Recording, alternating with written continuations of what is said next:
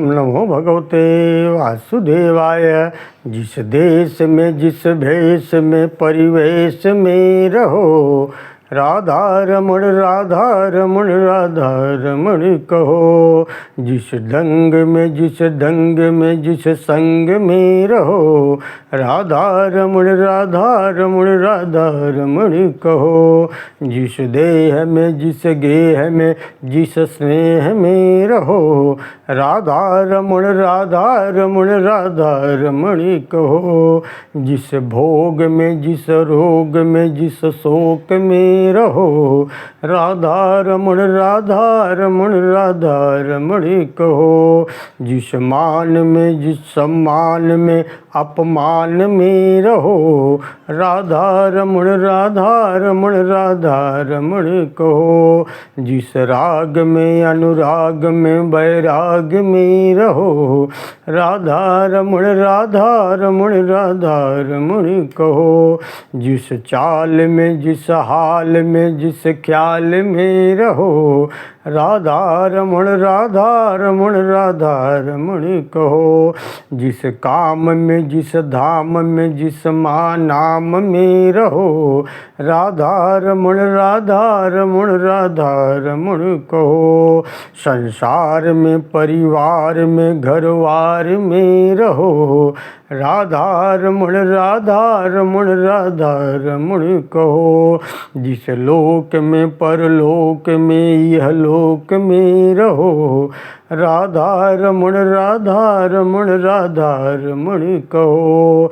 जिस देश में जिस भेष में परिवेश में रहो, राधा रमण राधा रमण कहो। नमो भगवते वासुदेवाय। सज्जनों, आप देख रहे हैं हमारे अनंत पत्र न्यूज़ चैनल पर श्री ब्रह्म महापुराण की कथा। अब आज की कथा का प्रसंग है धर्म से यमलोक में सुखपूर्वक गति है और भगवत भक्ति के प्रभाव का वर्णन की दिव्य कथा है। सीधा चलते हैं कथा की तरफ। मुनियों ने कहा, यमलोक के मार्ग तो बड़ा भयंकर और दुखदायी होता है।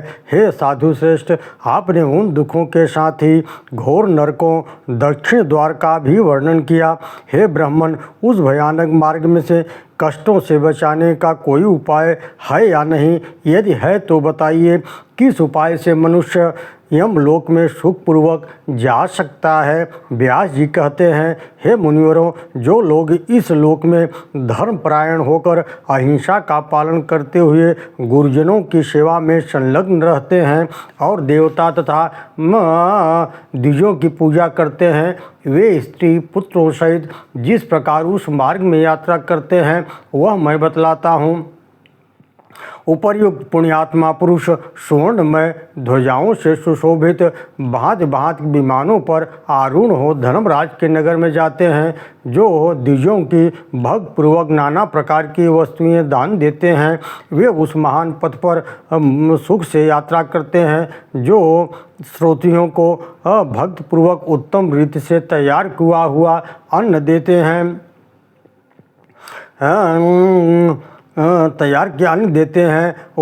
वे सुसज्जित विमानों द्वारा धर्म के नगर में जाते हैं, जो सदा सत्य बोलते और बाहर भीतर से शुद्ध रहते हैं। वे भी देवताओं के समान शरीर धारण कर यमराज के भवन में जाते हैं, जो धर्मज्ञ पुरुष जीविका रहित दीन दुर्बल साधुओं का भगवान विष्णु के उद्देश्य से पवित्र गोदान करते हैं। वे मणिजटित दिव्य विमानों द्वारा धर्मराज के लोक में जाते हैं, जो जूता छाता सैया आसन वस्त्र आभूषण दान करते हैं। वे दिव्य आभूषणों से अलंकृत हो यहाँ यमलोक की यात्रा करते हैं, जो ब्राह्मणों को दूध दही घी गुड़ दान करते हैं। वे चक्रवाक पक्षियों से जुड़े सुवर्णमय विमानों द्वारा यात्रा करते हैं, जो सुगंधित पुष्प दान करते हैं। वे हंस युग विमानों से धर्मराज के नगर में जाते हैं, जो लोग समस्त प्राणियों के जीवन भूत जल का दान करते हैं वे पिपासा से रहित हो दिव्य विमानों पर बैठकर सुखपूर्वक उस महान पथ की यात्रा करते हैं। जो मनुष्य दूसरों के उपकार के लिए फल पुष्पों से सुशोभित उद्यान लगाते हैं वे वृक्षों की शीतल छाया में सुखपूर्वक यात्रा करते हैं। जो लोग सोना चांदी मूंगा मोती दान करते हैं वे सुवर्ण निर्मित उज्ज्वल विमानों पर बैठकर यमलोक में जाते हैं। भूमि दान करने वाला पुरुष संपूर्ण मनोवांछित वस्तुओं से तृप्त हो सूर्य के समान तेजस्वी विमानों पर बैठकर देदीप्यमान शरीर से धर्मराज के नगर में जाता है। जो गृह अथवा रहने के लिए स्थान देते हैं वे अरुणोदय की कांति वाले स्वर्ण मंडित गृहों के साथ धर्मराज के नगर में जाते हैं। जल पात्र कुंडी कमंडलु दान करने वाला मानव अप्सराओं से पूजित हो न गजराजों पर बैठकर यमलोक की यात्रा करता है। जो रास्ते के थके मादे दुर्बल ब्राह्मणों को अपने यहाँ ठहराते हैं वे चकवों से जुड़े हुए दिव्य विमानों पर बैठकर यात्रा करते हैं। जो स्वागत पूर्वक आसन देकर पूजा करता है वो अत्यंत प्रसन्न हो उस मार्ग पर जाता है। जो पाप हरे इत्यादि उच्चारण मंत्र का उच्चारण करके गौ को मस्तक झुकाते हैं उनकी पूजा करते हैं वह सुखपूर्वक यमलोक के मार्ग पर आगे बढ़ता है। जो सड़ता दंभ का परित्याग करके एक समय भोजन करते हैं वे यमलोक की सुखद यात्रा करते हैं। जो जितेंद्रिय पुरुष एक दिन उपवास करके दूसरे दिन एक समय भोजन करते हैं वे मोरों से जुड़े विमानों से धर्मराज के नगर में जाते हैं। जो नियम पूर्वक व्रत का पालन करते हुए दिन में एक समय भोजन करते हैं वे हाथियों से जुड़े हुए दिव्य विमानों पर यमराज के लोक में जाते हैं। जो नित्य पवित्र रहकर इंद्रियों को वश में रखते हुए छठे दिन आहार ग्रहण करते हैं वे साक्षात सचिपत इंद्र के समान ऐरावत की पीठ पर यात्रा करते हैं।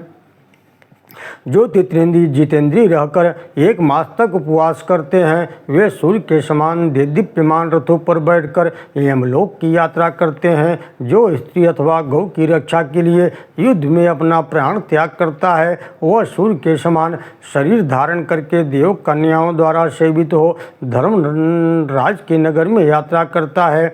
जो भगवान विष्णु में भक्ति रखते हुए जितेंद्रिय भाव से तीर्थों की यात्रा करते हैं वे सुखदायक विमानों से उस भयंकर पथ की यात्रा करते हैं। जो श्रेष्ठ द्विज प्रचुर दक्षिणा वाले यज्ञों द्वारा भगवान का आयोजन करते हैं वे तपाए हुए स्वर्ण सदृश विमानों द्वारा सुखपूर्वक यमलोक में जाते हैं। जो दूसरों को पीड़ा नहीं देते मृत्युओं का भरण पोषण करते हैं ये स्वर्ण निर्मित उज्जवल विमानों पर बैठकर यात्रा करते हैं। जो समस्त प्राणियों के प्रति क्षमा भाव रखते हैं सबको अभय देते हैं क्रोध मोह मद से मुक्त रहते हैं तथा इंद्रियों के वश में रखते हैं वे महान तेज से संपन्न हो पूर्ण चंद्रमा के समान प्रकाशमान विमान पर बैठकर यमराज की पुरी में जाते हैं। जो 1000 गौओं का दान करता है जो कभी मांस नहीं खाता वे दोनों एक समान हैं।